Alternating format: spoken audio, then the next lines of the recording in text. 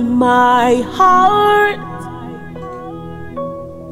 with so much peace and barabara kabisa. Mpenzi mtazamaji, karibu katika kipindi hiki, ikiwa ni kipindi kipya kabisa kuhusiana na Skoka 3 years Skoka, na leo hii tumepata fursa ya kipekee kuweza kuwa na mahojiano ya ana kwa ana na mwakilishi wadi wa Mbololo, Mwalimu Lawrence Muzuga, ambaye ataweza tu kutuelezea kinagobaga kwa kina yale yote ambayo yamejiri, ameyatekeleza tangia aweze kuingia uongozini miaka 3 iliyopita. Ikumbuke kwamba huu ndio ule mwezi wa Septemba ambapo serikali za kaunti zote zitakuwa zinaadhimisha 3 years in office. Ni vema mwananchi aweze tu kujua yale ambayo viongozi wake wameweza kuyatekeleza wakiwa katika ofisi. Siku zote nasema haina haja niandike na mate ili hali wino upo. Karibu sana bwana MCA ndani ya Igembe FM. Asante sana ndugu yangu. Vile ulivyosema, jina langu ni Lawrence Mwanjala Muzuga na mimi ni MCA Mbololo Ward, lakini licha yote mimi ni mwalimu. Ndio by profession. Lakini kwa neema ya Mungu wananchi wa Mbololo walinikubali nikawa MCA wao, na nawashukuru sana. Ndio. La pili ni kwamba licha kwa MCA na hizi kazi zote ambazo tunafanya kama viongozi, ndio niliamua kwa moyo wangu, na nakumbuka nikisema msemo mmoja kwamba mimi na akili zangu timamu kama mzee tupatupa nitaendea kitu MCA Mbololo Ward. Ndio. Na wananchi wa Mbololo wakaniamini sana. In fact naona kama mimi ndio nilipata kura nyingi zaidi za MCA kati ya MCAs wote. Mimi kifuatiliwa na ndugu yangu Azar wa Kalolen. Ndugu yangu ukweli wa mambo ni kwamba hii kazi naipenda. Naipenda sana. Naipenda na moyo wangu wote. Maana nilitafuta kwa jasho la damu kwamba nang'ang'ana, nimeacha kazi, watoto wangu ni wachanga, mke wangu ni mchanga, familia yangu ni changa. Natoka kwa familia ya kawaida, ile ya wachochole wa kawaida wa Taita Taveta. Ndio. Lakini nikaacha kazi permanent and pensionable kuendea kiti cha MCA Mbololo Ward. Ndio. So sikuwa naendea kwa matani, nilikuwa naendelea kufanya kazi. Ndio. So mimi cha kwanza naweza sema kwamba nashukuru wananchi wa Mbololo kwa kunitunuku hiyo nafasi, na Mungu wa mbinguni awabariki sana. Ndio umaza sana kusema tukiangalia haijakuwa rahisi kwa kuweza kupata hicho kiti na kuweza kutekeleza ya miradi kadha wa kadha. Na tukiangalia tangu uingie katika ofisi, ni challenges zipi ambazo umeweza kukumbana nazo? Ndugu yangu, changamoto ya kwanza ambayo nimekumbana nayo ni kwamba matarajio ya wananchi yako juu sana. Ndio. Wakikupigia kura wanategemea mambo makubwa sana. Kuna watu ambao walinisukuma, walinisupport wakiwa wanaona kwamba nikishaingia maisha yao yanabadilika kabisa. So the expectations are very high. Changamoto ya kwanza. Changamoto ya pili ni kwamba hii si kazi nilisomea. Ndio. Mimi nilisomea ualimu. So hii ninaenda kapata kazi, nimeingia kazi ya kuongoza wananchi. So lazima usome, uingie usome ujue nini kinaendelea, ndio ujue ndio uanze kushika kasi. Changamoto ya tatu, nimegundua kwamba maisha ya kisiasa watu wanakuchunguza nje na ndani. Wanaangalia maisha yako ya kibinafsi, wanaangalia vile unatembea, hata ukipita wapi wanakuangalia. Hiyo ni changamoto. Ndio. Changamoto ya 4 ni ile pia disappointment yangu mimi mwenyewe kwamba kuna mambo ningependa yafanyike, lakini unashangaa kwamba si wewe pekee yako unafanya. Inahitaji watu wengi kufanya. So you're not a sole player in that game. So hiyo ni changamoto nimepata. So that's the changamoto nimepata. Na changamoto ya mwisho ni kwamba Mbololo Ward is a cosmopolitan area and the largest ward in the county. Tuko na 17,000 voters. Iko na Mbololo urban na Mbololo how vile unadili na watu wa rural na urban ni a different thing. Hizo ndo changamoto tunaweza sema, lakini ni changamoto tu. Tunaweza pigana nazo na tukazishinda. Ndio Ndugu yangu. Na tukiangalia hata ni yani umeweza what are the key lessons ambazo umeweza kulearn after kuingia siasa? Kitu nimelearn about siasa ni kwamba you can't be yourself. You can't live your private life. Cha kwanza. Maisha yako kwa prepare wanja. Lakini pia katufunza kitu moja, nikasema kwa nini nidanganya wananchi? Kama mimi ni mtu mzuri sana na najua mwenyewe. Unajua kuna watu wanaonekana wazuri mbele ya watu hivi lakini mioyo yao si mizuri. So nikasema wacha wananchi wanijue tu, wewe ni Mzuga Lawrence, ako hivi. Hiyo kwangu naona kama inanipatia amani sana. Kwamba watu wananijua ni mimi mtu aina gani. Sipendi unafiki. Unafiki ni bure kabisa. Eti nisimame hapo nimepiga pasi niko hivi na watu wanaona ni mzuri sana lakini ndani ya moyo na maliza watu. Hapana. Cha pili, nimejifunza cha pili kwamba in your small way watasaidia wananchi. In your small way. Wajua sisi MCAs zapata pesa nyingi vile watu wanafikiria. Lakini ile kidogo unapata watasaidia watu kidogo ambao unaweza wasaidia. Na mimi kwa moyo wangu najua kwamba yale ambayo nimefanya Mungu mwenyewe anayaona. Hata kama wananchi wanaweza kuwa wayaone, lakini Mungu anayaona. Cha tatu, nimegundua siasa kuna upinzani mkubwa sana. Kama mimi nilipigana na wapinzani 14, mimi kwa peke yangu. Wote saa hizi hata kufanya jambo nzuri hakuna mtu anashukuru kuhusu hilo jambo nzuri. Hata ukifanya unasema tufanye nini hakuna mwanashukuru. Yes, shukuru kwa sababu the opponents are more than the supporters. The supporters, okay. Because I'm dealing with 13 opponents who have their supporters. Yeah. So how could discredit everything you do. Hata ufanye chochote hawatakiona. Na kibaya kufanya kidogo hivi kitaikiliwa juu ya mti. Kila mtu anakiona. So hiyo ndio changamoto nimeona mimi. Ndio. Na sasa kuna zile changamoto na kuna hizo changamoto umezitatua vipi?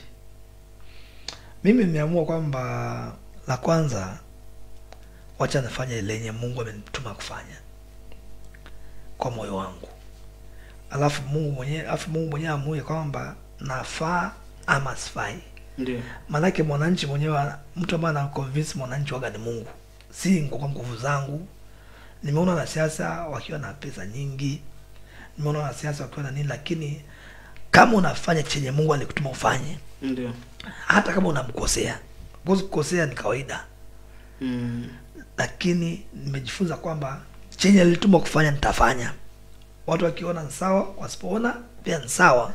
But I know God will vindicate me at the last moment. Ndio. Yeah.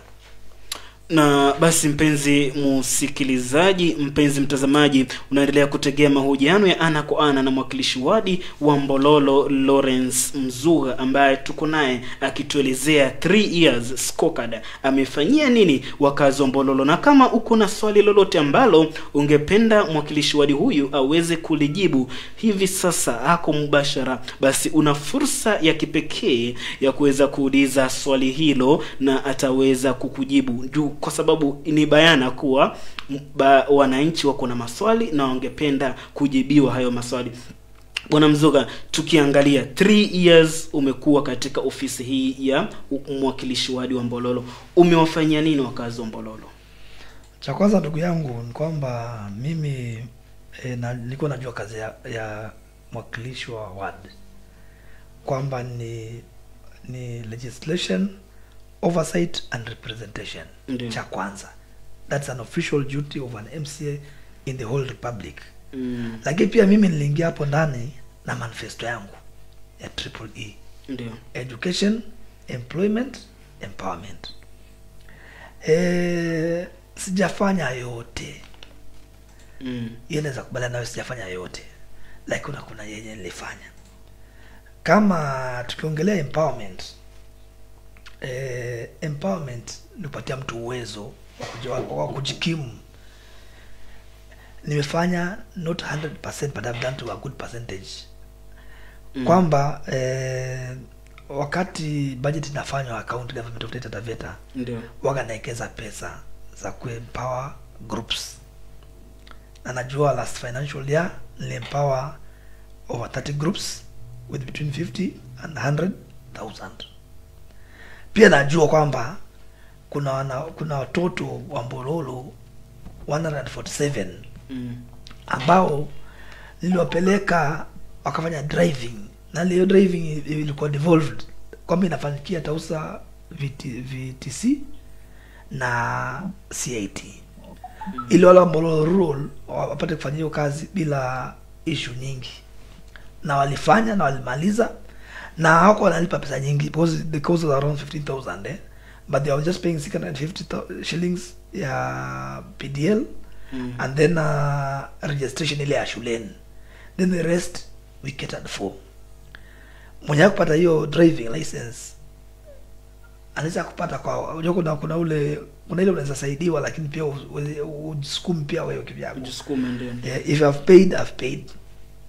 Najua kwamba kwa education kuna shule za ECDE which is a devolved function.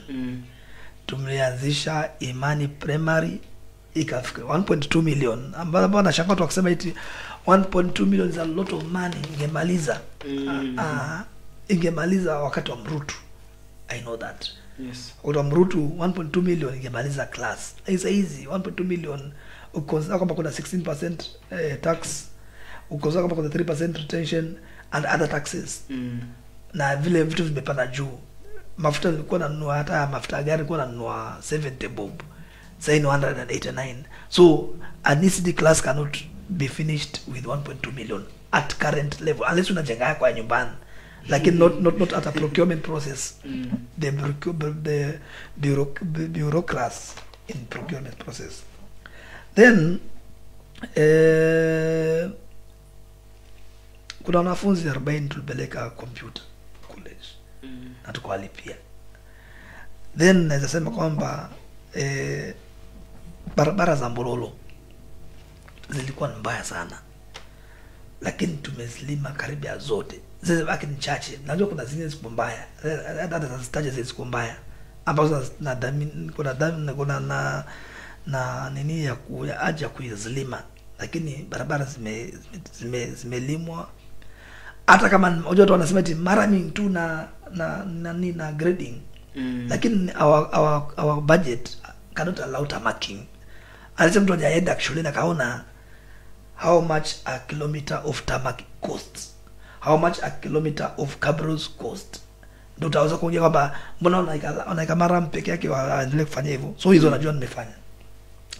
Number 3, tulikuwa na korongo pale la Priscilla Primary. Priscilla hapo Priscilla is a big ditch, so mimi nilikuwa nataka kulitengeneza, lakini nikapatia 3.5 million.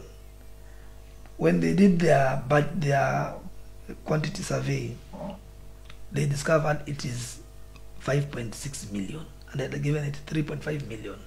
So ili pesa isirudi, tulibadilisha likawatengeneza barabara from Priscilla to Mwangea dispensary. Tukafanya maraming kidogo, milioni na kaiona barabara at 3.5 million. Alafu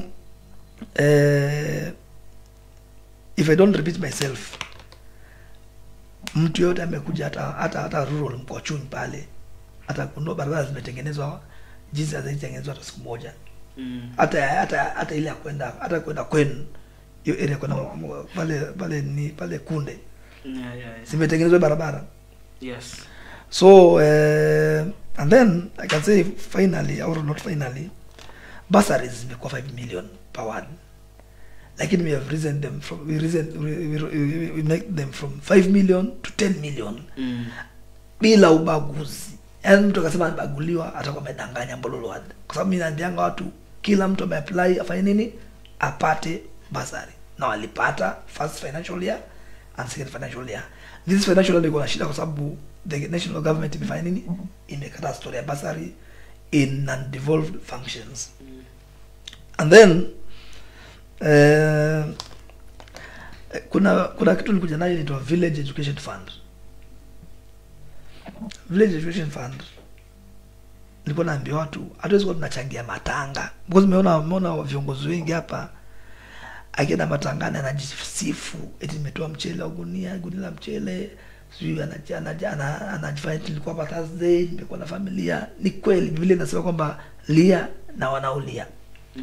Lakini matanga kisha bro, trust me, hiyo familia hujajiacha chochote, umeacha tu mbia, ndio quality mbia. Kaburi ndo mwachia na ukaenda za. Mbona wa viongozi sijaona their enthusiasm in education wakisha watoto kama wameenda shuleni? Mimi nilianza Village Education Fund in Bolo, urban and rural. Of course urban haijashika vizuri, lakini rural ilifanya. We took around 40 students through bursaries za wananchi. Wanachanga 100 kila siku, kila mwezi. Yes. Na hiyo Rural Education Fund, how is it practical enough? Juu kuna yule ambaye anajiuliza hii 100 yani wenye wanapata hizo pesa ni aje? Yani how is the process ya kujua ni kina nani wako need wa kupata hizo pesa za Village Education Fund? Number one, it was a clear message kwamba kila mwezi tuchange 100 tusomeshe watoto na ile 100 yetu. Kama mbegu. Unajua mbegu haikwangi nyingi. Pesa kidogo sana. So those who ambao kubali kama Tausa Village, they were the highest contributors, by the way. We gave them 6 students. Tukapatia between 5 and 10,000. Tausa. The second one was in Kochunme Village. We had 4 students. We gave them the 5 and 10,000 bursary. Because we had around 400,000, we had contributed from the village, from 100 bob. So the method of choosing who's going to benefit was very clear. Wale ambao walichanga kama 100 wakutane waongeleshane, waseme ni watoto gani, kwa sababu wanajua watoto kushinda mimi. Nafu anaamua mtoto fulani anapatiwa, mtoto fulani anapatiwa. Wale amua, mimi hata I didn't know even participate. Even my office never participated. Nana atapata hiyo bursary. But I'm proud of it kwamba there were some students who benefited from my bursary in Bololo 1, which was contributed by the parents themselves. Then kaongeza ile 1 million ambayo tulipatiwa ya what fund.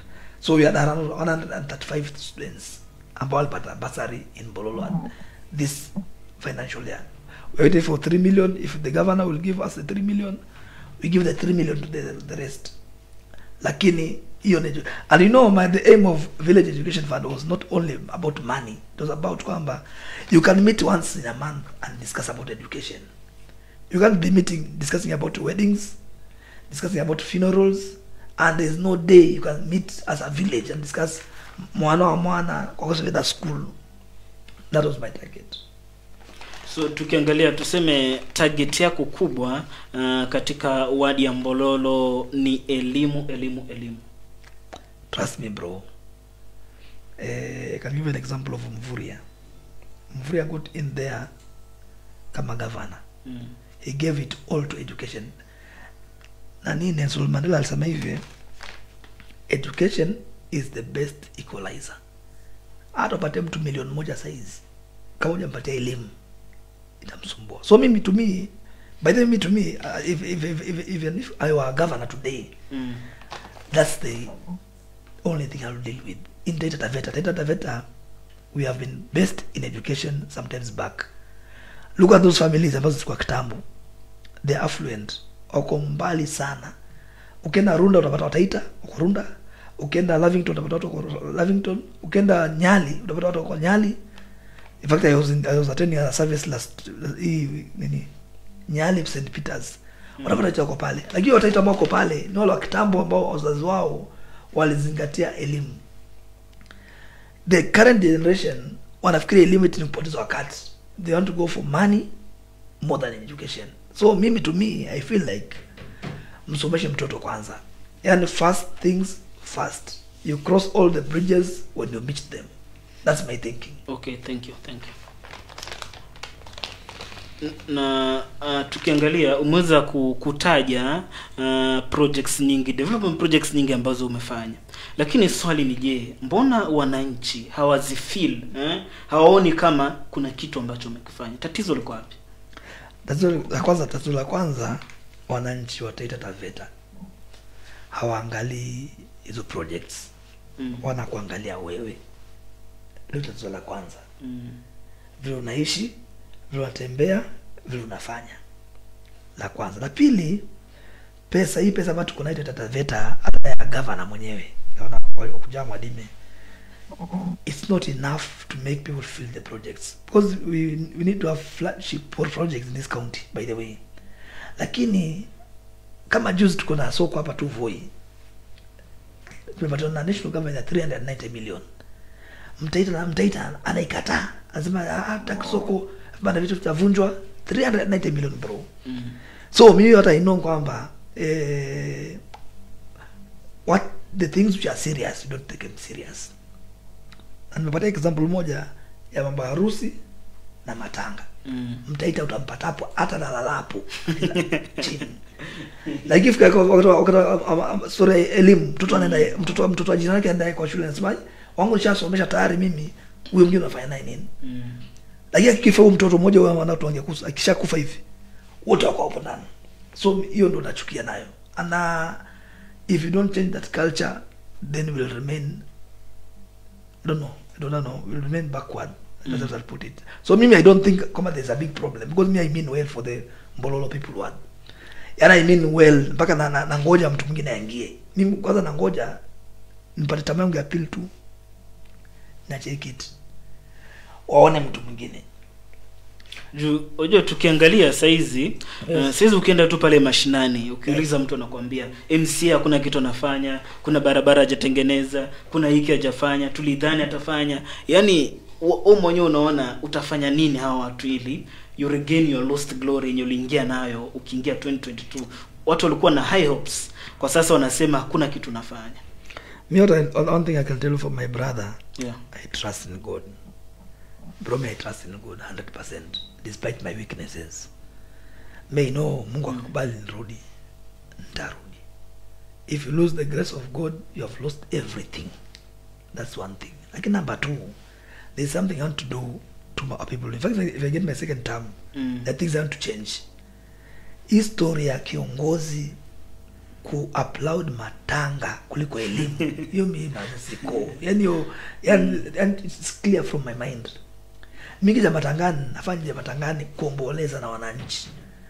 Uwezi kwetu wetoa 2,500 ya mchele, afu ya iti natangazo huko mbele. Na hiyo matanga yenyewe imecost 150,000. Ngamba hiyo ndio ulichanga peke yako. Wangi walitoa 100 yao uone kama ulichanga pia wao. So that's my thinking. I think God will see my heart, and God will reward me my second term. I'm confident and I'm sure. Unajua umeongelea sana second term. Tukiangalia sasa, unajua bado kuna siasa zinaendelea, bado 2027 ni mbali. Kwa hivyo kwa sasa mkazi wa Mbololo atarajia kuna mageuzi utafanya kwa hizi 2 years or 1 year and a half remaining? What I'll do, it's very clear. Na si rocket science. Kitu nitafanya ndugu yangu, I have a budget of 28 million Mbololo World Fund. I will struggle by grace of God. Ifanyike. Niko na several projects ambazo wananchi wenyewe suggest tutafanya hivyo 28 million. So there's no other issue I'll do. Nitafanya nini? Wataka yani mimi najua na wananchi hata basi kupewa basi. Unajua kuna mahali nilifika ngambia mtu hii miaka 2 za kupea wewe basi. Wewe Gabriel pata miaka 2 tuandikishane hivi kwa lawyer. Uende uniandikishie nini unataka kufanya extra. Ushaandikisha unafanya extra. Ukiafanya mshahara wangu utakula na lawyer zangu utakula.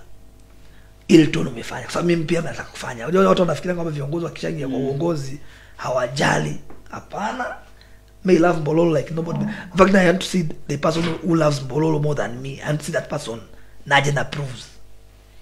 Ndio, unajua tukiangalia katika hizi siasa ambazo zinaendelea, wananchi wanakuwa na matarajio mengi sana. Kwanza kando agenda hapo tuangalie ni projects gani tangu ingie kama mwakilishi wa Mbololo ambazo umeweza kuzi-initiate na ukaona kwamba zina mafanikio makubwa na zimeweza kubadilisha maisha ya jamii ya Mbololo. Cha kwanza ndugu yangu, nilikuja kugundua kuchagua kiongozi mcha Mungu, hata maisha yako binafsi waga anafunguka. Mcha Mungu, kwa sababu kuna viongozi mbalimbali. Kuna viongozi ambao wanaenda kwa waganga ndio aende kuwapata hizo viti. Mimi niliomba Mungu ndio kwa nyumba yangu, lakini nimeona vitu vimefanyika Mbololo ambapo siziona mimi maisha yangu yote. Hata si mimi nimefanya. Kama nilipokuambia Gabriel, barabara ya CIT imefanywa na Fikera. CIT sasa iko in town, hiyo Mbololo. Barabara sasa hii ambapo leo nimeona magari yakiingia, barabara ya Rosewood kwenda mpaka Moi Hospital, kwenda mpaka Makangale B, imekuwa lami. Hata basi nimefanya, lakini najua it is something which is happening because of blessings of God. Tuko na tank limejengwa Mbololo pale shamba la bibi la 450 liters, hajaijengwa.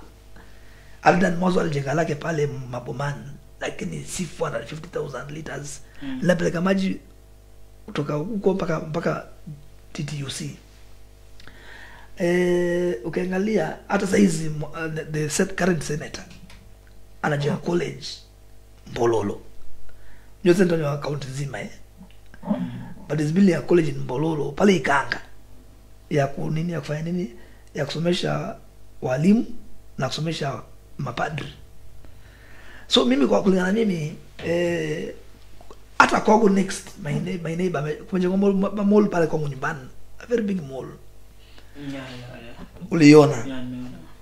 So mimi hata msingi kwamba kuna uongozi wa kutegemea Mungu na kuna uongozi wa kutegemea nguvu za giza. And unafungwanga area. Sasa hicho Chome anatujengea barabara ya Kurtai. Nafunguka. So as much as the county government of Taita Taveta does not have enough money to build projects in Mbololo, God has also opened other avenues to help us build Mbololo. Because barabara hiyo wana Mzuga, hiyo wana Chome, hiyo wana nani, barabara bado so unapitia. Ndio. So pia niongee vitu ambazo zimekwaza kidogo. Kama kuna project ya Mkwachuni water tank. Kuna hizo stalled projects. No, Mkwachuni water tank. Mkwachuni water tank procurement ilifanywa, akapeleka contractor na akakubali kufanya, akaenda akachimba shimo kubwa, akaanza kuniambia baadaye hana pesa, yani hana capital. Anajua government projects you must do them for it to be paid. You can be given money then you do the project. It's not true. So I didn't disappoint that way. Haya water ball. Cause alipo could disappoint, what did you do next? The only thing I could have done, because when it goes to the next financial year, it becomes a pending bill. When it becomes a pending bill, there's nothing you can do. And there's nothing you can do kwa sababu gani?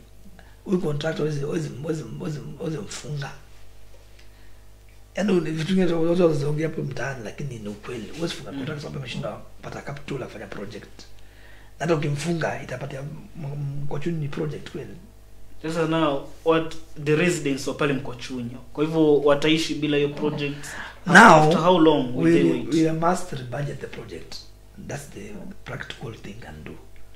We rebudget the project or because it's in the pending bill, akija kufanya atalipa kama pending bill, lakini haja kuja kufanya na mimi nimleta. But the only thing pia watu wajui kwamba mimi am not an implementing factor. May follow up projects. I'm an oversight body. Mtu anafanya project ni governor wa Taita Taveta na mawaziri wake na masisio na madirectors.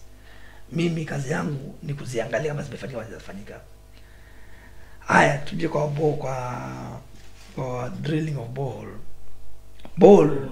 ball tumeleta jamaa. Ameleta na county government of Taita Taveta. A qualified surveyor. Ametuambia maji yako hapa. The procurement has gone ahead, ikatafuta mtu wa kuchimba borehole. Akasema in 156 meters there will be a borehole. Imekuja imechimbwa, mimi mwenyewe nilienda nikaambiwa jamaa anataka kuishia. Mimi I drove my car there kumsihi. Kwanza nilikuwa namuomba endelea kuchimba zaidi, hata kama naenda kuongea huko tuongeze budget hiyo borehole maji atoke. Lakini jamaa aliniambia because is a contractor, he has done so many boreholes alikuwa akaniambia mazee bro, Mzuga anakuambia ukweli, hii borehole hata tukichimba mpaka wapi hakuna maji yanatoka. Tulikosa ile stream ya maji ya huko chini, we missed it, the survey missed it. So the guy must be paid because he has done the drilling. The only person who cannot pay confidently ni huyu surveyor. Mimi nafanya wrong survey. The only thing we have done now as a county government of Taita Taveta, if you are a surveyor, you must also drill ili the cost ikuwe pamoja. Isiwe kwamba tunaanza kupishana hivyo. Lakini people go and say MC amekula pesa. Sasa kula pesa ya serikali na kuliwanga vipi? Lakini mimi hata ningepata hiyo njia ya kuikula, basi mngenionyesha hiyo njia ni kule. Kwa sababu gani? Haiwezi kuja kwangu hiyo pesa. The contractor has lipa bila the PMC committee approving. It must approve. The contractor has lipa bila jamaa wa public works ama wa water ame approve. Haya, akilipo halipi kwa kaunti yangu, analipa kwa kaunti yake. So hiyo sio kusema kwamba mtu amekula pesa ya project. Of course it is there in Kenya, lakini it's not an easy process as people put it. It's not 1, 2, 3 thing. That's the truth. So those are two projects ambazo disappoint sana. Another project ambayo imeleta shida kidogo na naona ni political anyway, and I'm ready for politics. I don't fear politics because I'm in politics. Yeah. Ni ya Mwangarana water trough. Mwangarana, yes, yeah. Watu nasema eti water trough it cost around 400,000. Wanasema that's a lot of money. Mpaka nasikia kulia kwa sababu gani? Bro, hata huyo contractor mwenye mwanamke hajalipo mpaka leo. She used her money and she has not been paid. It's still a pending bill. And then number 2, a trough, ukiondoa 16% tax, uondoe 3% retention, uondoe material, uondoe labor, alafu uje kulipa after 2 years. Is that a lot of money really? And then hizo ng'ombe zinakunywa maji mpaka sasa hizi zinazonanga zikunywa maji hapo. Azikuwa zinakunywa maji hiyo, kwanza hiyo bowl ilikuwa imekuwa pale na mheshimiwa Mwambi nafikiri. Tumeitoa shuleni ili wanafunzi wasumbuke, sababu wazazi na wanafunzi walikuwa wanang'ania maji pale pamoja. Tukaitoa nje na ng'ombe walikuwa wanang'ania shuleni, ng'ombe zinakunywa maji shuleni. Nobody sees the effort. Lakini finally I can say this, there are things we have done, whether people have seen them or they have not seen them. Ni kuna vitu tumefanya mbele ya Mungu, na utakuwa muongo kusema kwamba MC Mbololo hajafanya chochote. Hata nimekwambia walimu wa ECD sasa hizi in the whole county are employed permanent and pensionably because of my bill I took in the assembly. Ikawa sent by the speaker after being passed by the whole county assembly. Shida ni kwamba tunaangalia vitu vidogo tu. Hiyo ndio shida nimeona mimi. Kwamba unaangalia Mzuga anakaa vipi, na bibi yangu acha complain. Unajua bibi yangu complain anasema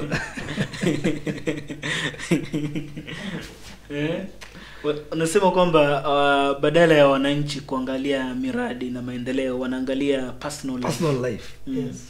Na kwanza kuna miradi ambayo ningependa tuweze kuiangalia. Yes. Kirutai ECD. Mimi Kirutai ECD I know I'll see it on the social media. Mimi tangu niingie there was nothing like Kirutai ECD. Na mtu yako nayo anlete kwamba kuna budget ilikuwa Kirutai ECD ikawa diverted. Hiyo sijaiona. That's one. And you know kweli na ukweli wa Mungu, na unajua uzuri mmoja, these things are documented. Yeah. You can bring documents and tell me hapa tuleka Kirutai ECD budget ya mwaka fulani ilienda wapi. I don't agree with you, but Kirutai ECD saiona na yona kwa mtandao, lakini najua ni siasa pia. And I'm okay with that. Na water Kirutai kuna maji. Kirutai wanasema and that's one of the things about the piga vibaya sana. mwambie like 7 million ya maji. Singwele kwa budget. Lakini what happened, I don't know what was his intention, number one. Kwa sababu there was no feasibility study done, there was no survey done. Unaelewa unajua kika budget ya nini mpaka ufanye feasibility. Haya maji yanapitia wapi, anaenda wapi, anapitia wapi, ndio vipi? Though politically I can know the intentions. So when I came in, I found 7 million zimekuwa na mwambi za maji. I said now, si maji haiko. Si maji haiko, nikaanza kusukuma Department of Water. But when I sat down with the technocrats, wala walikuwa waliniambia we need around 400,000 ya kufanya feasibility study and 200,000 ya kufanya survey. 600,000, which was not factored in the budget. So we had two options. We lose the 7 million, or we do a supplementary budget to transfer those money to other things.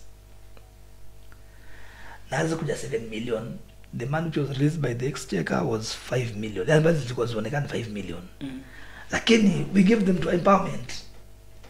The groups empowerment. Kwa sababu tulikuwa tunaona mimi unajua nilingia mwezi gani? Mimi nilingia mwezi wa August September. Na mwaka ulikuwa ni mwezi wa 6. Na unajua sikudanganyi. Those guys were doing those budgets with their intentions. Kama watarudi watajua watapeleka pesa. So the reality ni kwamba mwenye anasema nimekula pesa 7 million.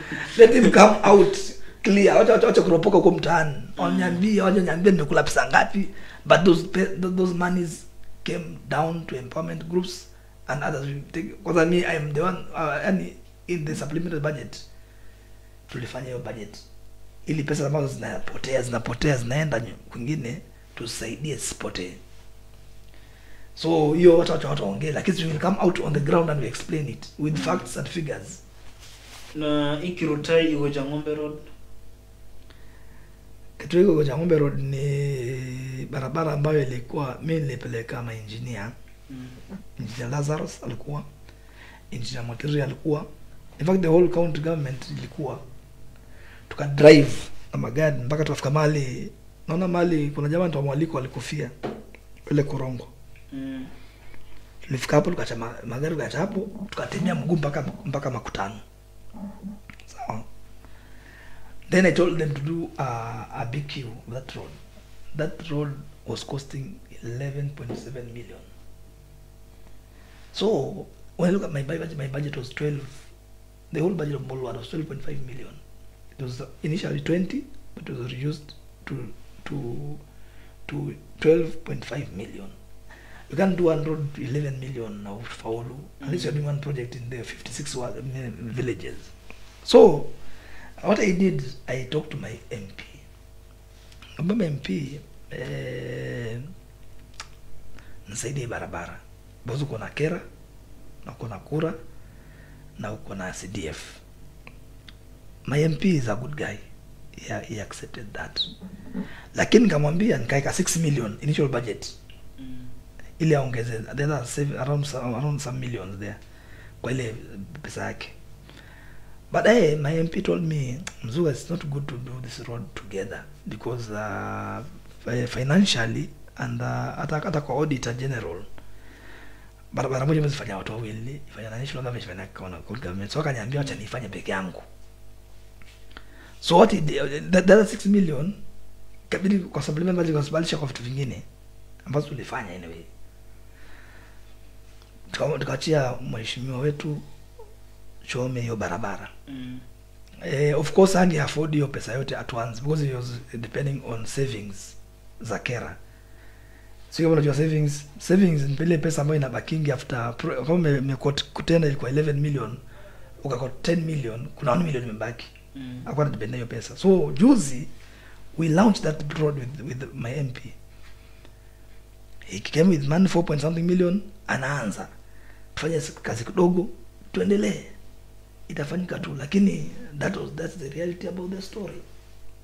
Lakini leo na mtu mwingine akisema eti nimejenga gate ya gate ya Mraro Polytechnic. Niliona hiyo gate. Hebu tuambie kuhusu hiyo gate. Hiyo gate. Hiyo gate niliona. Sasa unajua hiyo barabara inaanzia Mraro Polytechnic gate. Inapita Pefa Church. Lakini ile writing kwa budget ndo mtu aliandika vibaya. Ndio kako inamaanisha ni hiyo gate. The budget was very clear. Mimi nakwambia sasa tuko na mambo mengi. Hiyo gate sasa ni mtu aidion basi imejengwa. Gate gani imejengwa na milioni 11. Tutaangalia pale hakuna gate pale. Hata kuna gate pale hata kwenye gate tunasumanga tukitepitaka tukianza zetu. So the reality was the road was starting from gate to Peva Church to Komangombe, Ihoja Ngombe to Makutano Road. It was very clear in the budget. But politics is politics. Someone can say anything. Haya, tukiangalia Kururu Pangachi Road. Kururu Pangachi Road nijenga na nitengeneza barabara na 1.5 million. It's a road it has been haijai kwa ikipitika. Trust me. Haijai kwa ikipitika barabara. Tukajenga. Lakini now being if you know Kururu wele ni mlima. So mvua ikinyesha maji yanafanya nini? Yanashuka. So after tulitengeneza and we were just doing grading anyway. We were not doing anything. Watu wana kalami ni grading. So ilibebabewa na maji. Lakini I know those who are there they can attest to it kwamba that road has never been made. Kama barabara Tausa Mwangele. It was last made in 2016. Sasa ukienda unaenda gari hata niko na nani na nani yule jamaa. Leo anafanya education na Jogoo House B Mwalenga. If you know Mwalenga. I went to Mwalenga's home. So we went through that road. And they were saying this road was last made on 2016. Is it 2025? I do tengeneza. Sasa ina naomba Mungu next financial year nike maramu ya barabara ipitike. Lakini nyingine pia imeharibika. The reality kwamba when it rained the road is not good in good condition as I talk now. Sasa kuongesha kwamba Mrema Water Project bro. Mrema hiyo nimesikia imetajwa sana pia. Mrema Water Project. Wako na source ya maji huko juu. Mama ke Wilmot Chenjema ambaye nisoma na watoto wake kina Lini Chenjema na wote soma nao. Aliniambia hivi mwanamke. She once carried a jerrycan akiwa pregnant. Na kaamka nayo because anashota maji huko juu akashuka chini. Lakini nilitoa maji pale juu nikatunga 2 taps. Tuliyafungua hivi. Even the videos are there in my phone. Tufungua maji. So hayo maji tulishusha from the source tuko chini. Na mwanamke amefanya kazi hajalipwa. It's still a pending bill. Na kazi ishafanyika. And also sometimes Malwanda wananchi wanaongea nini? But then mbona kuna a lot of pending bills? What is the problem? No, pending bills have accrued over the years and they're increasing.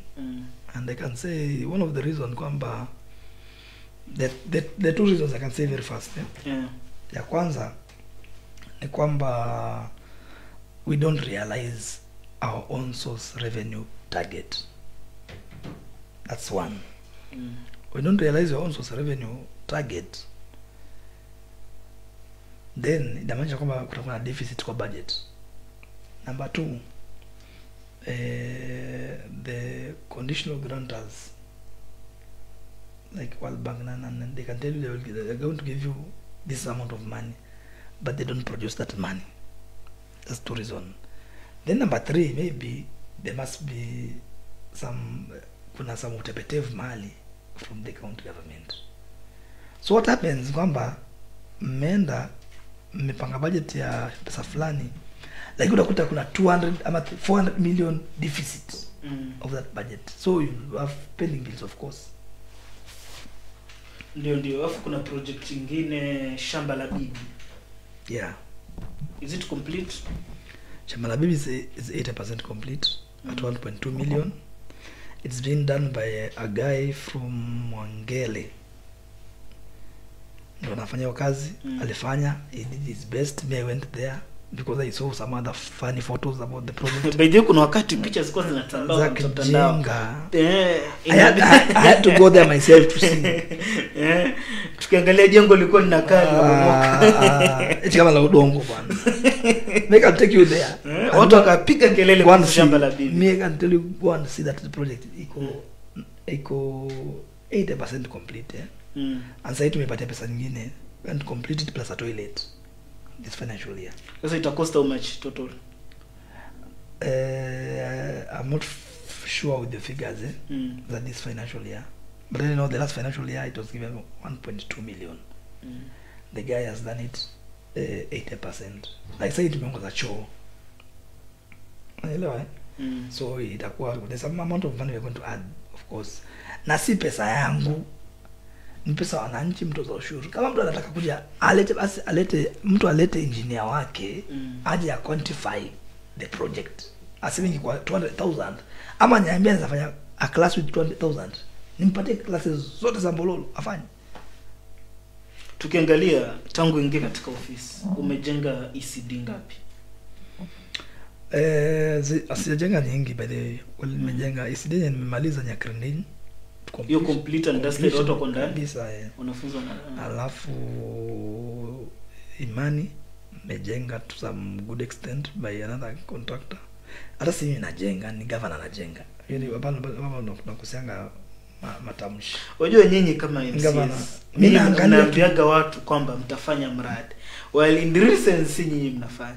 Mbona huwa mna overpromise watu tutafanya? That's why usipofanya tutakufuata wewe, watafuata mtu mwingine. Ndugu wangu umeoa? Umeoa?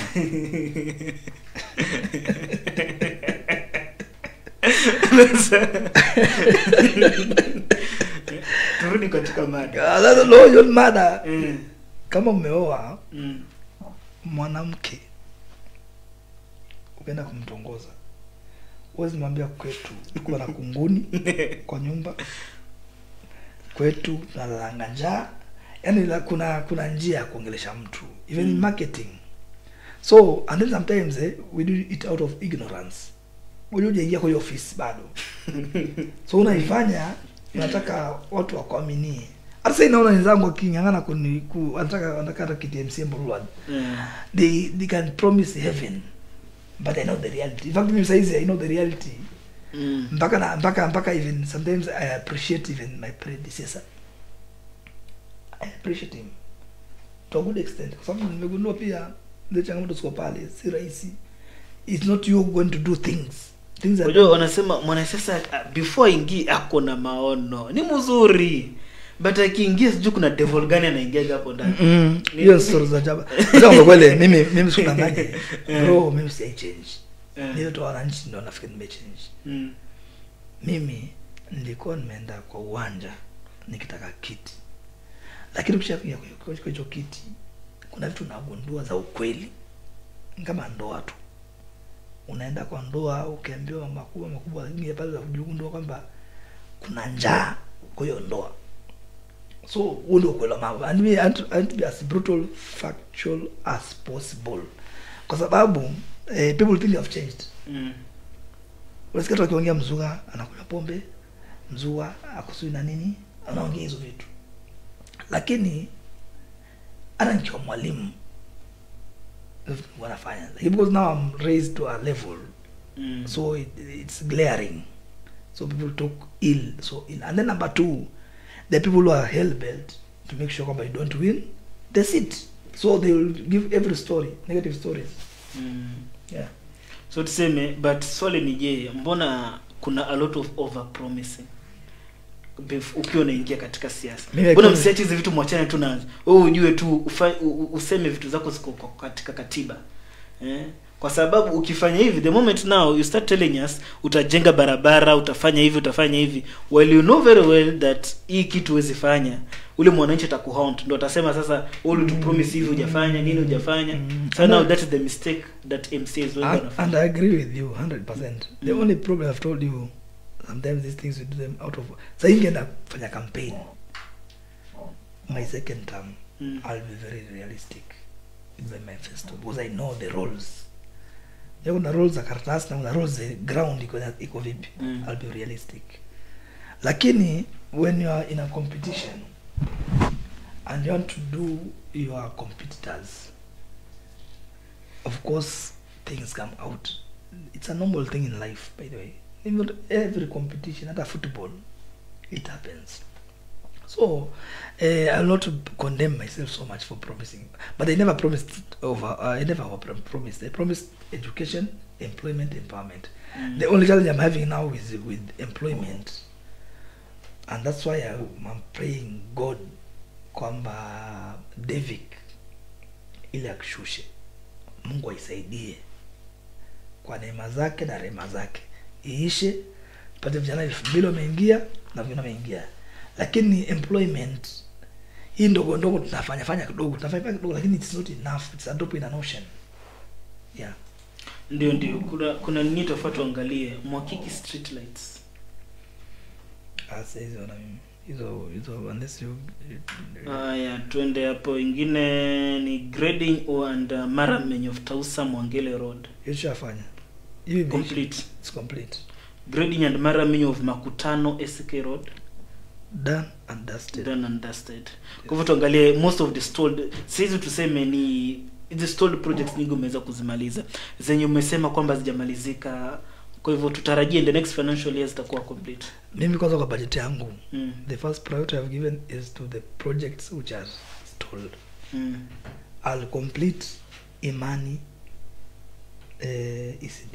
I'll complete the Shamba la Bibi ambayo ita ushindi, siku ile ita ushindi ECD. I'll start nime bado 2.5 million ya Ikanga. I'll complete it. I'll complete Sikujua Hall and Kariako Hall. I'll complete Bodaboda Shed in Moi Hospital. I'll do Krutai Makutano to I did Makutano to SKA, and to do Makutano which was already partly done by Igembe, the same Igembe, by the way, Shangaish Foundation. Yes.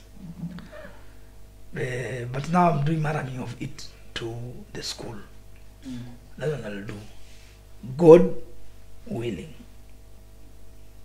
So project zangu zote ambazo zimekuwa na stall mimi ndazimaliza, trust me. Hata sasa na perform MCA and finish all of them, ili watu waone the value for their money. Ndio tukiangalia kuna project ambayo ulikuwa unazungumzia kuhusu kuku. Hizi kuku zilienda wapi bana? Hatujachinja kuku. Sasa hiyo ndio the elephant in the room. Kuku tunataka kuku. It's elephant in the room for one reason. Number one, wananchi wenyewe walichagua yes and no at Mwarangini. So we chose some families to do that. Na wakapata yes. Kwa hivyo hata wengine walijenga mpaka nyumba za kuku. There's a very sinister motive to tarnish my name, that kuku nilizipeleka kwa Motoroka Magomani.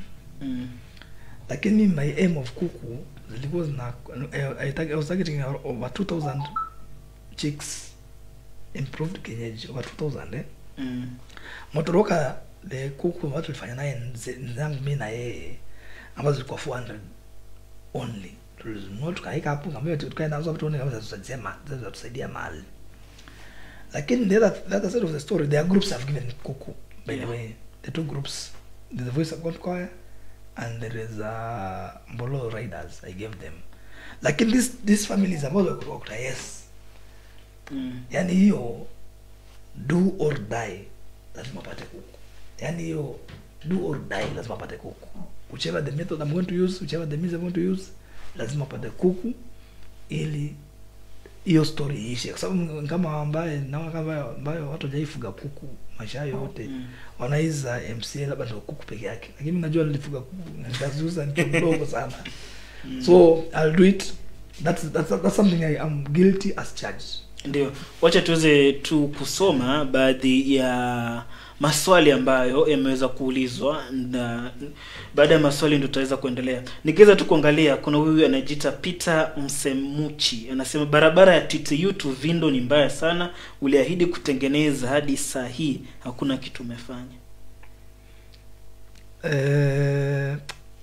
Wajua ndugu yangu, ukweli mambo ni kwamba hatuwezi fanya mambo yote wakati mmoja. Barabara yenye nitengeneza Vindo ni ya kutoka the secondary school itonga Voi Girls mpaka junction, hiyo nilitengeneza. Lakini do you know, in Mbololo I have 56 villages. And if you are given if you are given 12.5 million in 56 villages, divide 2 on a simple mathematics, you will discover kwamba you can do much. So lazima kila village ngoje kidogo, na hiyo barabara tuweza itengeneza Mungu akipenda the next financial year, na najua Mungu atatusaidia, tutafanya. Lakini hata mimi hata nika the whole time I can do everything. So mwenye anauliza hii swali, mimi namwambia tu akuwe na subra, ili tuone Mungu atafungua njia wapi. Hata maisha yetu ya kibinafsi ndugu yangu, kuna vitu vingi sana watakufanya wewe mwenyewe. Lakini kwa sababu pesa hazitoshi, unafanyanga pole pole. Yeah. Ndio, kuna huyu anauliza, anasema kwamba wananchi wa Mbololo Urban Voice kujua wanakiri kuwa wamesahaulika kabisa, hata barabara zipitiki. Je, ni kweli? Kweli kabisa. Sikujua Sofia. Mimi naendanga pale by the way. Unajua wananchi wanaongea kama mimi naishingi Mwatate afu nakuja Voi. Mimi naishingi Voi. Na bro, I feel so bad, hizo barabara siko mbaya hivyo. Kama juzi nina gari langu nilikuwa naenda kwa Mwangeka. Love Mwangeka alikuwa hapo kwa Mwangeka pale kina mjomba. And gari langu lilisumbuka sana. Barabara ni mbaya sana, hiyo nayo sisikata. Lakini namba 2 ni kwamba there's a time Kera ilipatiana tenda kutengeneza barabara, sikujua a contractor ambaye namjua. Lakini alishindwa kutengeneza hizo barabara. Alibidi akaja kwa mwaga maram, afaka red sand, red soil, afaka mwaga maram juu. Kwa sababu the encroachment ya sewage system, piping, pale zeka grader pale kwanza utapigwa na mawe na wale watu, sikudanganya. So that's not an excuse. Anyway, they still deserve good roads in Skujua and in Sofia. So what we will do, maybe God willing, na hii said na natona ahadi. I'm just saying kwamba, because also I'm struggling. I think about Mbololo every day. Hapa nitafanya nini? We'll try to help. Where nawe naweza kwa maram na nani naweza tutafanya in the next financial year. So let me say kwamba I am sorry for that state, and I also go through the same problems they go through, because gari yangu iko chini sana, hata hizi pitizo barabara mbaya. Tukiangalia mwingine anauliza, mheshimiwa, hakuna njia nyingine ya kuwezesha wazazi mpaka miaka nenda miaka rudi, ni basari tu? Si basari peke yake. Nimekwambia hawa wazazi, kwanza nimeshukuru sana wanawake wa Mbololo. The women groups in Mbololo, they have done great.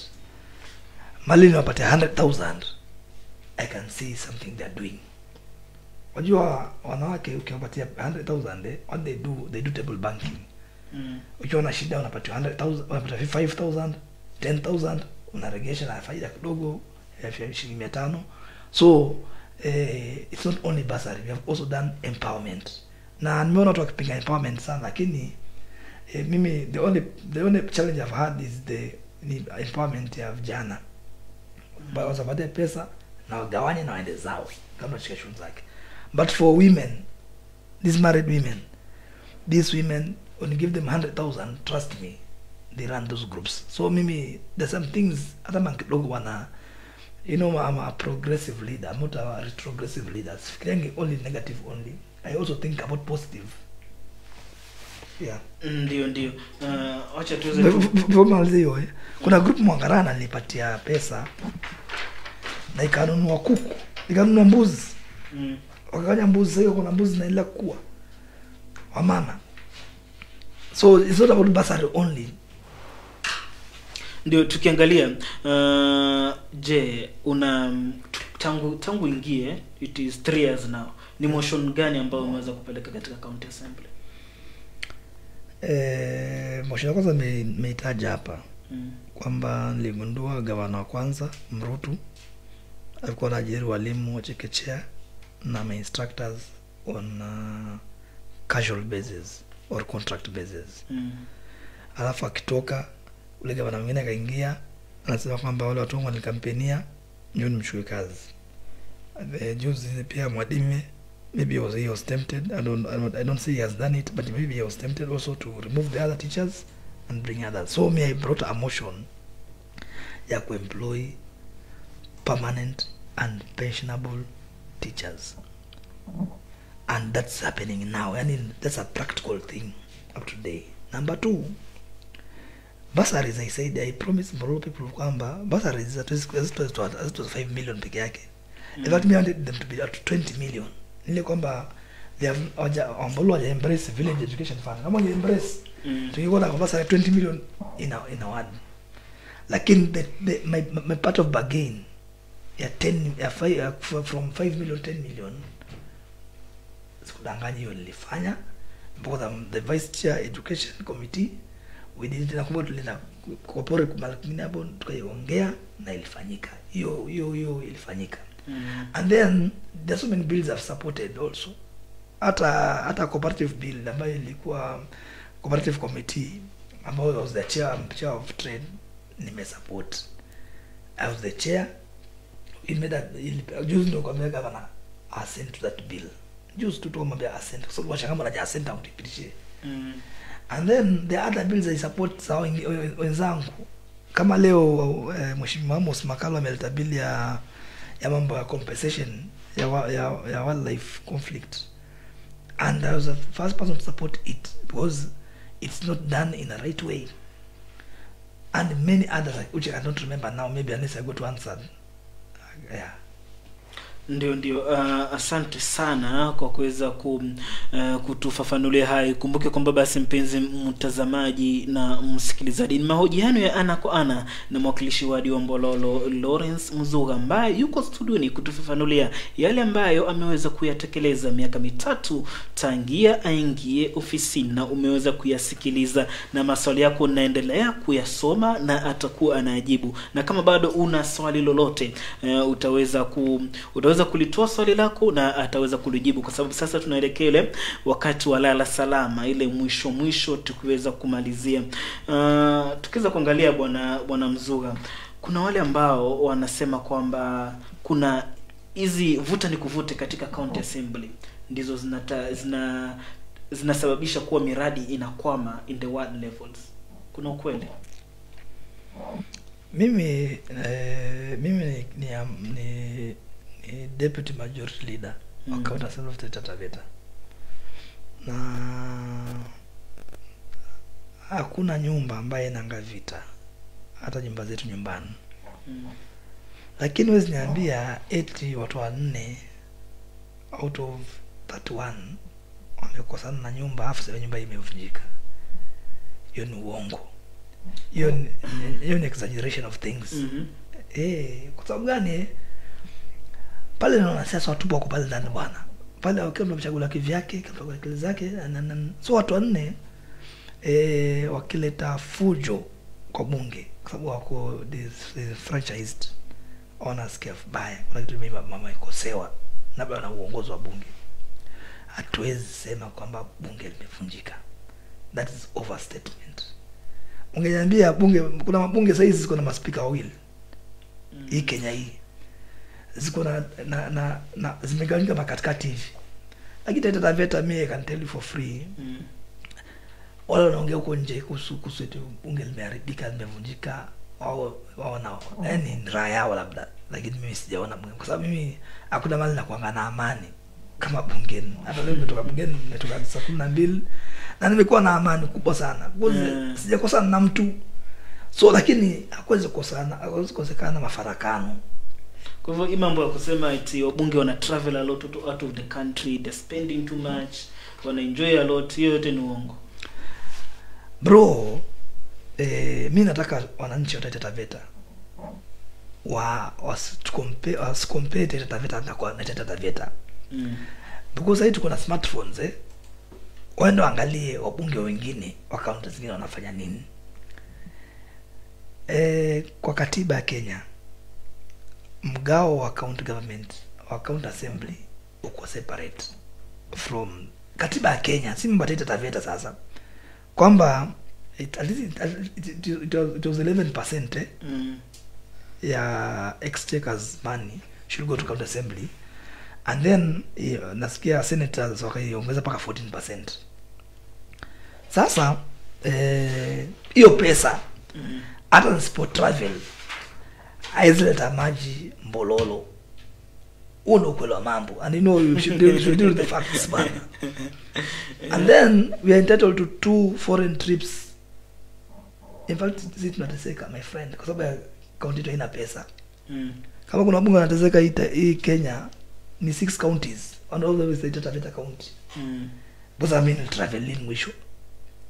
Mimi mwenyewe nikijiuliza hii travel mwisho hiyo foreign trip. Hiyo mambo watu wanaongea kila siku.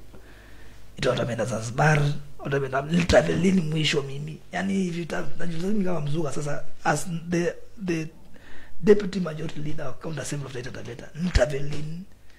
Na kama kuna evidence in travels, juzi traveling documents are open documents, you can bring them.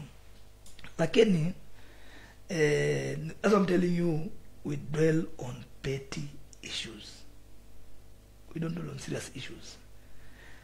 700 million za bunge zinaweza kujanga every financial year. Ziko na very clear budget. Zinalipa wajumbe, zinalipa wafanyakazi wa county, na zinafanya operations. Hiyo huwezi badilisha. Huwezi chukua hizo pesa ukaja nazo eti ukasema nafanya Mbololo borehole. It's an impossibility. Because it is already nasi Taita doesn't say kwamba bala kulaumu wabunge wa Taita Taveta, pia nyinyi muangalie wabunge wengine basi. Wakwale, wa Makueni wanafanyanga nini? Because you say I travel a lot, you hurt me so much. Sababu when have I traveled? And by the way, kwani utaki hata mbunge wako travel? Hata travel mbunge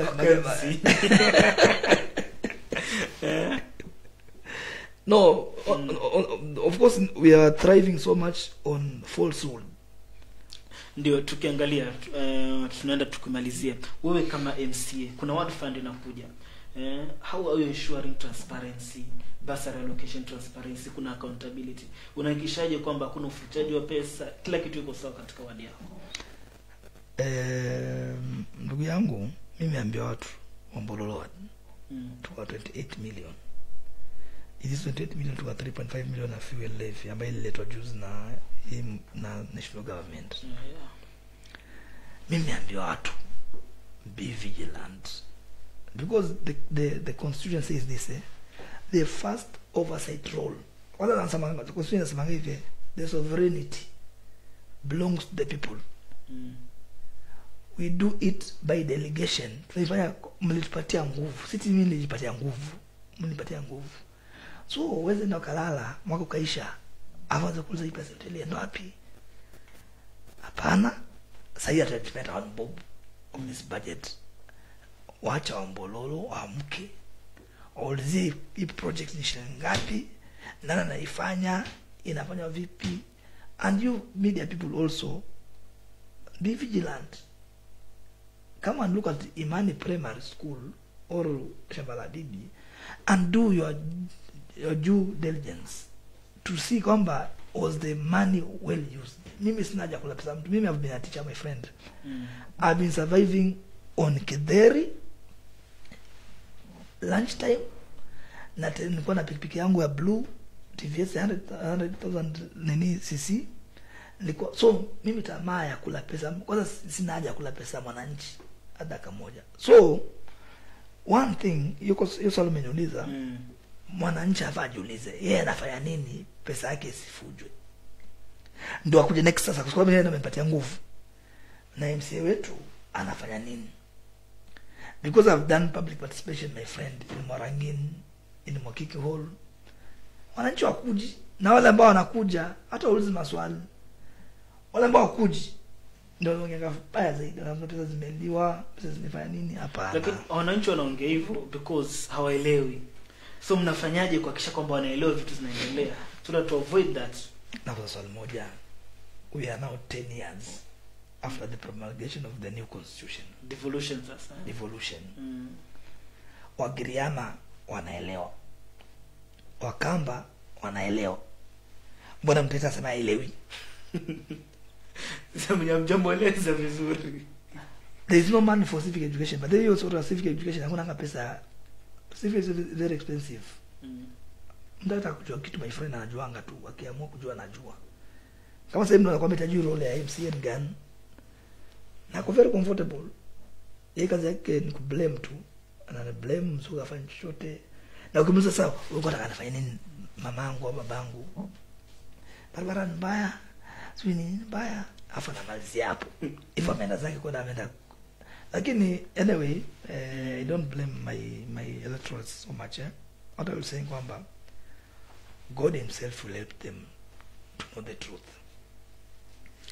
Ndio tukimalizia, bado do you intend to seek re-election tutam ama umechoka na Mbololo? Maybe what I'll say on this media is that I am firmly vying for my second term, firmly, despite what people are saying on the ground. Me, I'll firmly fight for my position, and I have a contract with God. Before I came to people, I talked to God. Yote wanaona mtu ni hivi mtani, lakini before I came to people, I knelt down kwa kochi langu pale Mkochuni, na nikauliza Mungu maswali na akanijibu. Sita niliuliza akanyamaza, alinijibu. So I'm going for my second term, though I'll not go for a third term. Then I can say without fear of any contradiction, I don't know the future. Napanda ngazi. Lakini second term nayo hata anakuja waje wakijitayarisha, wasikuja hivi wakija kufikiri eti ni a walk in the park. Unajua nimeona watu paka wengine ni marafiki zako wanataka hiyo kitu. Mnatembea pamoja na waona. Sawa kabisa. It is their democratic right. Let them come, but then let them go, let them not go and dismiss me kwamba eti ground yangu ni mbaya kabisa, sasa hivi watanitoa asubuhi. Hakuja kwamba wanasema kwamba eti saizi ground yako ni mbaya mpaka ume give up. Kwa hivyo wao ndio wana mimi ni give up. Maybe they don't know me. Anybody saying that ni mtu mwenye anjui. Give up sasa nguzo moja, my son is at 13 years old. Ni give up ngine wapi? Wacha samba development. My personal life. My son Manu is 13 years old. Na give up ngine wapi? This is war. See jokes. 2027, 2027. In fact, mimi, I'm telling them, if somebody wanted to vie, afadhali I'm going to 2032. 2027. Kuna mada taenda. Mimi I can tell them with a lot of confidence. Your faith is believing on things which have not happened. Mimi niko na confidence bro. Na niko naambia watu hata ile wakati niko na vibe mara kwanza, the same thing. Nikiwa mwalimu Mgalo high school. So the only thing people should do, let them give a leader a chance. Aonyeshe ule uwezo wake. Si lazima eti kama tunatoa na kuingiza. We gave Mwambi 10 years. Kwani Mwambi alikuwa amefanya nini? Alikuwa amefanya miracles in Mbololo. But you gave him 10 years. So wala anakuja, wakuje tu pole, wakuje kwa upole. Of course game pia term ukiona competitors. Yeah. Kuna huyu mwenye anasema tulichaguliwa kama officials kwa hiyo village education fund bursary, but no way forward. Anajiita gift head boy. no way forward vipi na tulitoa checks juzi. Unajua village education fund haikuwa yangu. It was my idea, but I wanted me hata nikitoka MCA Mbololo, I want this thing to continue. Sasa kwa sababu nimetoka MCA ama nimeenda kwa vitu vingine, it should continue. My aim is to instill education to my people. Maybe gift hajaelewa, anafikiri kwamba mimi ndo ningebeba hiyo kitu kwa kichwa hivi nikaenda nayo. Na village education fund sikitu baadaye mwakoma. Watu wa village education fund haikuwa campaign thing. Village education fund nilipata, that dream I got it when I was in secondary doing my teaching practice after I've suffered so much. So unaona how to get to aside vipi. So it's not something of campaign. So of course there's challenges in it, very big challenges, but you don't quit something because it has challenges. You fight for it. Kwani nataka mambo rais dunia iko rais kwa Biblia imegora bwana Rume ngunu wabuga na was. Yeah. Sasa tukimalizia ongelesha, talk to the people of Mbololo ambao wakuwe na faith katika your leadership. Utawaambiaje wale ambao wame lose faith, wanasema ufanye kazi nini, a lot of things? What can you tell them so that you can regain your lost glory? My glory is not lost for a correction purposes. Ni kwamba watu wa Mbololo wajue kwamba kuna very firm MCA, very focused MCA. Za kuwa kwamba yale matarajio yao na matamanio yao sijafikisha, lakini time is of essence.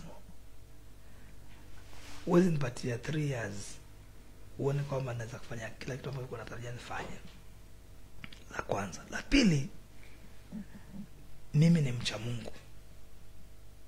Hata watu nione nikiwa nimekunywa pombe, mimi ni mcha Mungu, napenda Mungu kama anything else. But then sikudanganye, I'm here because of God, bro, trust me.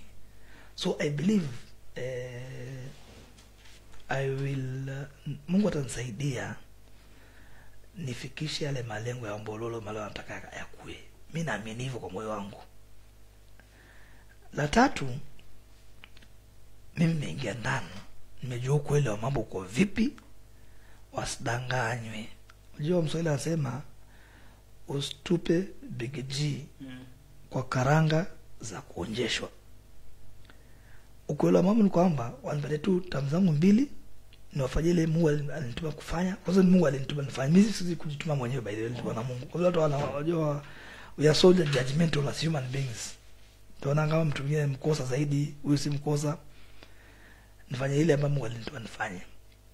Then la mwisho kuna yale matakwa yao ya kibinafsi ambayo sometimes ndio nafanyanga wako disappointed, kama sema kushika simu.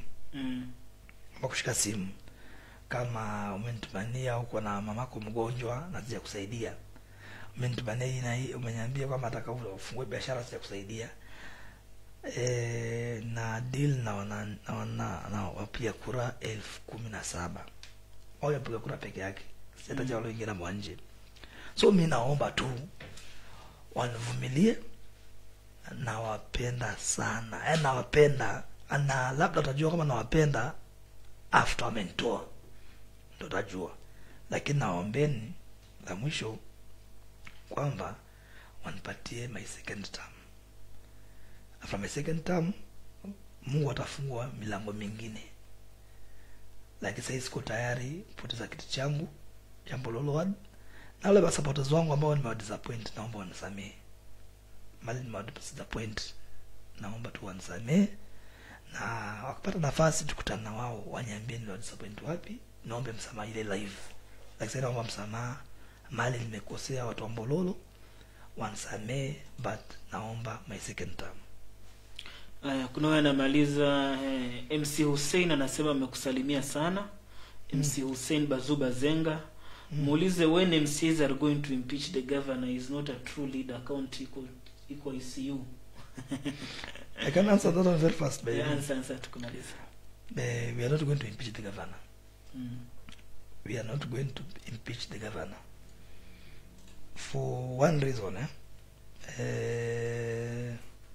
Impeaching the governor inarudisha kaunti nyuma zaidi ya mahali tuko. Hata unasema afanye kazi. Kuimpeach governor saizi mtarudi nyuma sana. Kwa sababu sio kama wananchi hawaelewi. When you impeach a governor, the count goes to a vote on account. Inamaanisha kwamba pesa zama zitatumwa exchequer from Nairobi to Taita Taveta County inakuwa pesa ya operation na recurrent budget peke yake. Pesa ya maendeleo ikatumwa, and then it's not a process kama ukishamu impeach amekuwa impeached, it will still go to the Senate, it will still go to the court, from the whole court mpaka court of appeal kwa juu. Sasa sasa wake miaka miwili peke yake, araba tumpendi gavana wakuja tumumbiche kwa sababu gani? So mimi that wrote me a lot take, even if it is brought a lot take. The only people you can take into account ni mawaziri. Tu mawaziri, waziri kumimpicha leo na kesho mwingine akachaguliwa kesho. Lakini kwanza kuna waziri wa afya ambaye aliweza kutolewa. Kukakuwa na deputy governor ndo anashikilia. So wewe kama MCA umekuwa katika county assembly, umeona kuna any change that imeweza kupatikana katika county government? No, mimi kitu nasema kwamba Christine Kilalo is doing a good job. My own thinking. It's not cast on stone, like my own thinking. She's doing a good job. Manake hata kwa afya nimeona kuna mambo yanatembea alipoingia. Kwa sababu ako forthright. Anakaa very calm, but she's a forthright lady. So mimi of course Mukaya being impeached it's not because he's not doing anything. There are so many other things around it. So sasa kama eti Mukaya alitolewa kwa sababu afanya anafanya kazi, hapana. I cannot say only that. The health department is a very serious department. Na iko na challenges. If today you take to KEMSA 20 million per month, and baadaye kuja ama hajakuja ama sometimes pesa imechelewa, so it's a trick. I cannot blame anybody, by the way, on this, and this cast blames on people blanketly, because now I'm in the budget committee and I know what goes on. I know the budget of Taita Taveta County. I've also had so many engagement in the county, so siwezi blame mtu. So me I can say kwamba there might not be glaring changes, maybe what we expected, lakini I cannot say kwamba Christine she's not doing her job, she's doing her best. That's my thinking. Ndio, asante sana Bwana Mzuga kwa kukuja katika mahojiano haya. It has been a good interview, na ni matumaini yangu kuwa mwananchi mkazi wa Mbololo ameweza kusikia yale yote ambayo umeweza kuyasema, na tunataraji kuwa mbele mambo yatakuwa sawa. Kwa hivyo kufikia hapo hatuna budi bali kusema goodbye. Thank you bro. Ndio. For your invitation. Nashukuru. Lakini tumtegemee Mungu.